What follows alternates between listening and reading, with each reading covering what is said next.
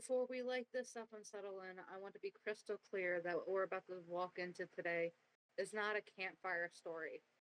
We're talking about to dissect a career of a man responsible for 50 sexual assaults and 13 murders. We will be discussing home invasions, psychological torture, sexual assault, and the Plungegeddon in explicit detail. If you're in the headspace where you do not feel as though you can handle extreme violence or the reality of human cruelty, please turn this off. For everyone else, take a deep breath now because we are going deep into this. And please, listener discretion is advised. Your mental health matters more than the view count.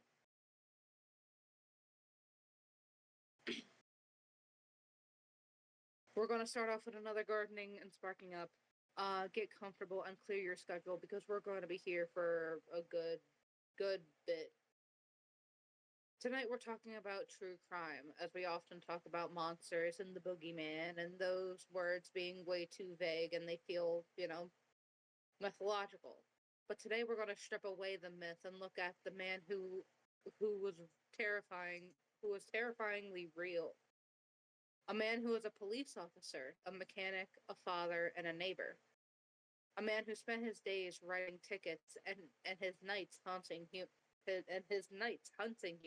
Apologies.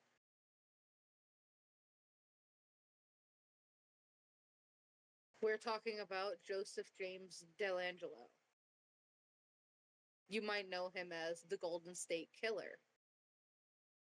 But before that, he was the Visalia Ransacker, the Eastern Area Rapist, can't say that on YouTube, and the original Night Stalker. He terrorized California from 1974 all the way up to 1986, changing his geography and his methods to stay in one step ahead of the law.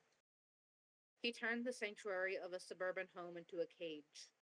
He made people afraid of the sound of the window slinging open. He made an entire generation of Californians sleep with one eye open. But today, we're going to be walking through every phase of his evolution, from the petty burglaries to the brutal executions, and finally, to the science that caught him 40 years later. And funny enough, and I hate to admit this, before even studying or before even looking into this case, I genuinely thought the Golden State Killer was just a lyric in the song We Didn't Start the Fire. Because it's said as one of the lyrics in the song. I don't know, he's like, the Golden State Killer got caught. And I was like, oh, that's an actual thing. Huh. I thought it was either a reference to something else or it was just like, I didn't think it was an actual case. Before we get into this, we do actually have to got it. So, cheers.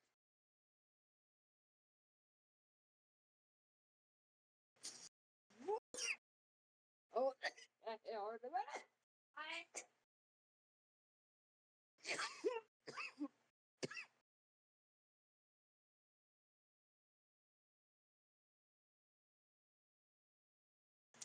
Remember, people, gardening is never aesthetically pleasing. I don't know what you're talking about. It's a perfect aesthetic. It's not even an aesthetic, it's medical reasons.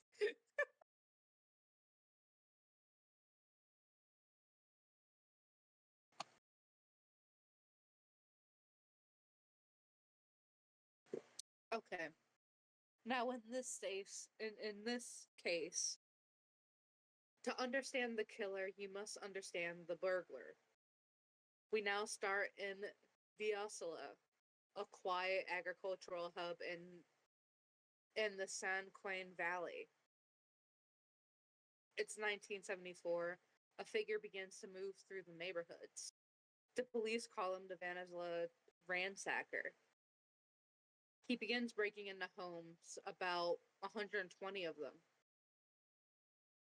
But here's the detail that truly matters. He wasn't stealing money. He was stealing thrills.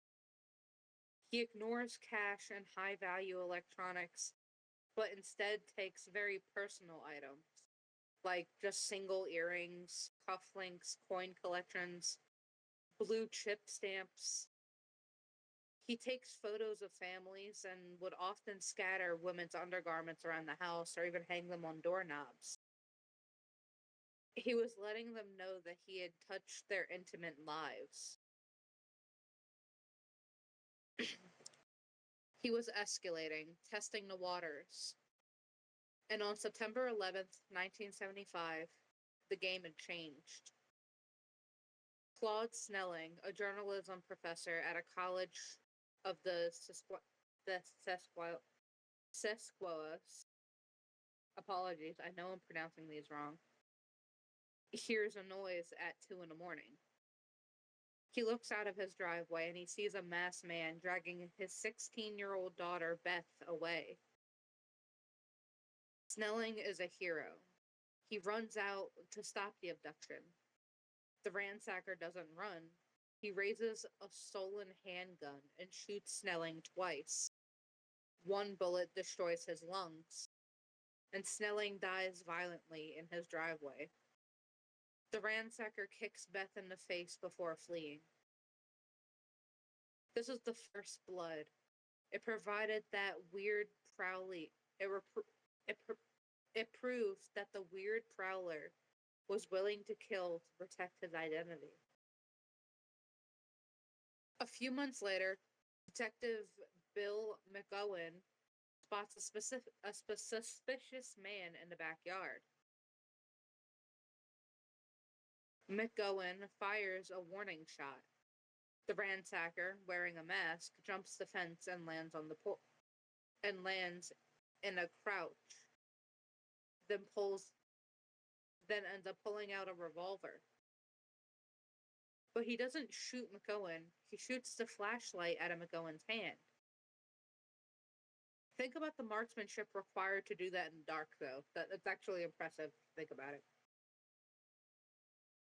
The glass shatters into the detective's eye, and the ransacker escapes. Shortly after this close call, the crimes in Venezuela stop dead. The ransacker vanishes. But 3 hours north, in Sacramento, a new nightmare is about to begin. I gotta get a drink of water. Apologies.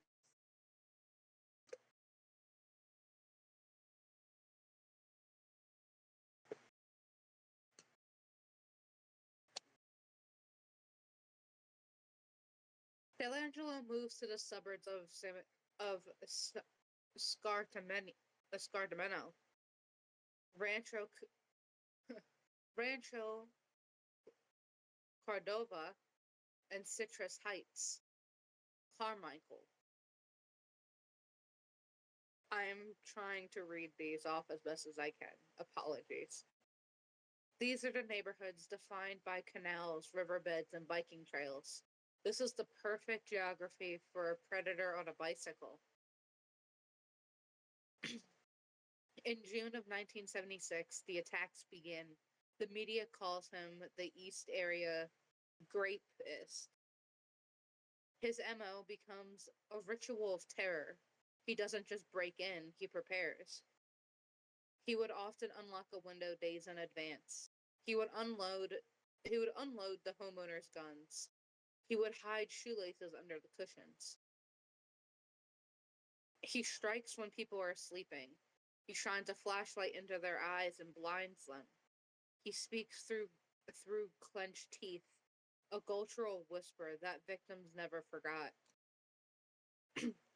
He would say things like, "All I want is food and money." But even that was a lie. He would force the woman to tie the man up. Then he would introduce his signature form of psychological torture: the dishes. He would stack china plates or teacups on the man's back. He would whisper, "If I hear these dishes rattle, I kill everyone." Then he would take the woman to another room. The attacks lasted hours. It wasn't just a quick assault. It was a siege.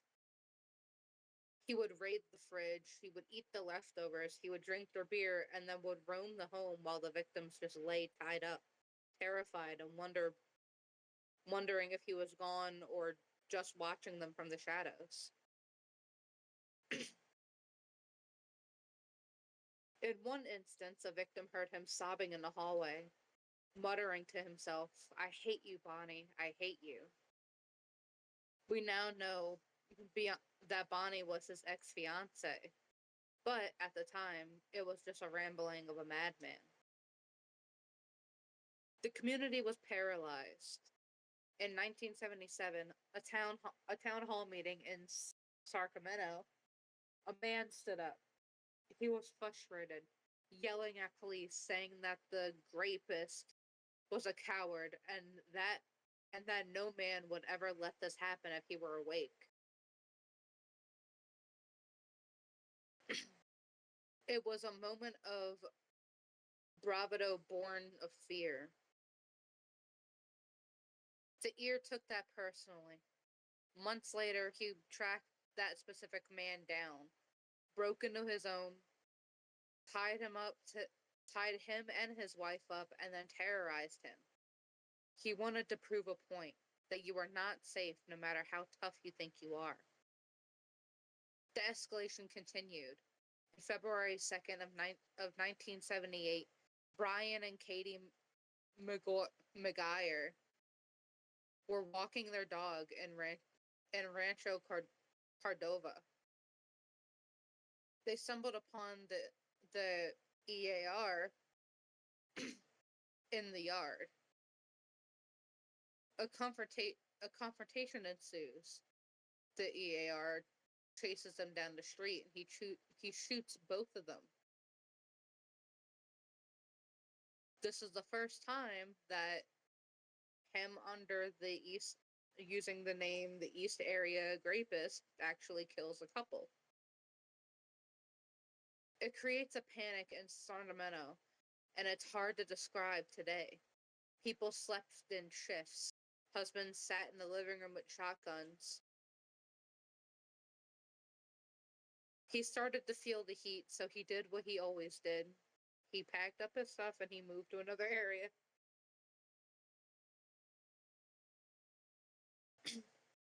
By late 1979, the attacks in Northern California stopped. The EAR is gone. But Southern California, near Santa Barbara and Ventura, a new killer emerges. The police don't connect the two. They call this one the original Night Stalker. Now, the sexual motive is still there, but now the primary goal is death. On December 30th of 1979, Goleta, California, Dr. Robert Offerman and Alexandra Manning. The killer breaks in. He ties them up using the same complex knots found in Sacramento, but he doesn't leave them alive. He shoots them. He isn't playing games with dishes anymore. On March of 1980, Charlene Smith and Lyman Smith in Ventura. This scene is horrific. He bludgeons them to death with the log that he found in the fireplace. The brutality is personal and up close. He uses a diamond knot to tie them, an actual knot that suggests a military or naval background. August of 1980, Keith and Patrice Harrington, and Linguel Nigel, bludgeoned to death. July of 81, Sherelle Domingo and George Sanchez in Goeta. Sanchez is shot and bludgeoned. Domingo is also bludgeoned. The violence is frenzied. And then, a 5-year gap. Why did he stop? We now know that he was raising a family. He was working, he was aging, but the urge came back one last time. May of 1986, Iveen, California. Janelle Cruz, of 18 years old. She was alone. He breaks in, plunges her, assaults her, and disappears. This is the last known crime of the Golden State Killer. After that, 1986, he goes dormant. He dissolves into the population and he becomes just another old man in the suburbs. For decades, files gathered dust. The EAR and the ONS were treated as separate cases. It wasn't until 2001 that data tested proved that they were the same man. This was a bombshell. The rapist from Santa Marco and the murderer from Golema were the same person. The case was cold, but it wasn't dead. Michelle McNamara, a true crime writer, began her blog, True Crime Diary. She was obsessed with the details. She coined the name the Golden State Killer because the East Area Rapist sound too regional for a predator who hunted the whole state. Her book, I'll Be Gone in the Dark, resigned public interest. She sadly passed away before the case was solved, but she kept the pressure on. Meanwhile, Paul Holes, a cold case investigator in Contra Custodia County, was also obsessed. He had the killer DNA profile, but no match in the criminal databases. The killer had never been arrested for a felony. So his DNA wasn't in the coitus. In the CODIS, sorry. Holes had a radical idea. He teamed up with the genetic genealogist Barbara Rae-Venter. They decided to use a consumer DNA databases, specifically a GED match. This is where people upload their data just to find relatives. They uploaded the killer's profile. They didn't find him. They only found third and fourth cousins, distant relatives who shared a great-great-grandparent with the killer. They had to build a massive family tree going back to the 80s. Or going back to the 1800s, sorry. Yep. And then bringing it forward, looking for a branch that led to a male born between 1945 and 1950, with police or military training and who lived in Visalia, Sacramento, and South California at the right time. It took months of agonizing work, but they narrowed it down to just a few brothers. They eliminated one, then another, and they were left with one name, Joseph James DeAngelo. Detectives set up surveillance in the Citrus Heights. He watched this old man. He needed his DNA to confirm. They followed him to Hobby Lobby, and when he parked, they wiped his door handle. But they got it swapped. It wasn't a perfect match, so they needed more. They followed him again. He used a tissue into a public trash can and they grabbed it. They ran it and it was a perfect match. The ghost now had a name.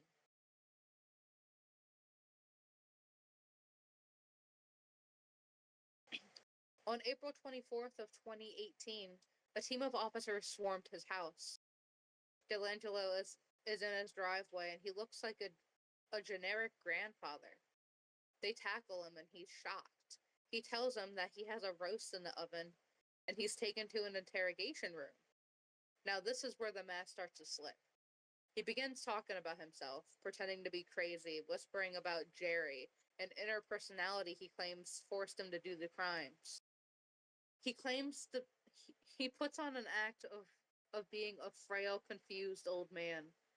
But the cops know better. They saw him moving around his garage with a vigor of a younger man just days before. The trial, or rather the plea deal, was a spectacle. To avoid the death penalty, DeAngelo agreed to plead guilty to 13 counts of murder and 13 counts of kidnapping. He also admitted to dozens of the graping cases, of which the state of limitations had expired. The hearing was held in a university ballroom because a courtroom couldn't hold all the victims. This was the most powerful moment. For 3 days, victims and their families stood up. They looked at the frail old man in the wheelchair, who sat with his mouth open, staring blankly, playing the role of the invalid. And they let him have it. They told him that he was small. They told him that he failed to break them. One victim, the man who had been tied up with the plates on his back originally, looked at DeAngelo and said, "You are nothing." DeAngelo was sentenced to multiple life terms without the possibility of having parole. He will die in prison.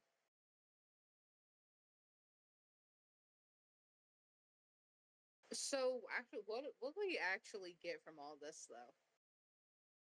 For 40 years, he was the boogeyman.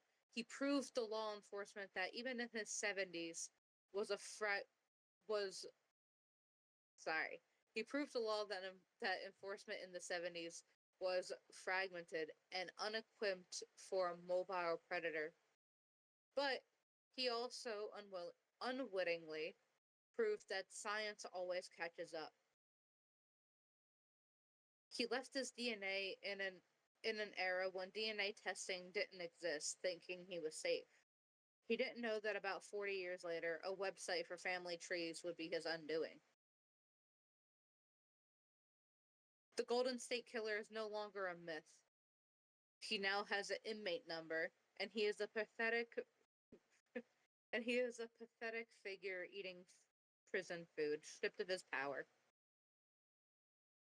The fear he created has displanted and replaced by the resilience of the people who he tried to destroy. The night now belongs to all of us again. And that's enough. Yay! Yeah, that one. Wow. I do actually have his inmate number and all as well. That is public record. If you want to see more details on that, I will link the resources and all. I just didn't feel comfortable giving the inmate number because I think that's like too personal of information for me to be given. I'm pretty sure. It's why keep your hands to yourselves. That's why you keep your hands to yourselves. Okay, bye.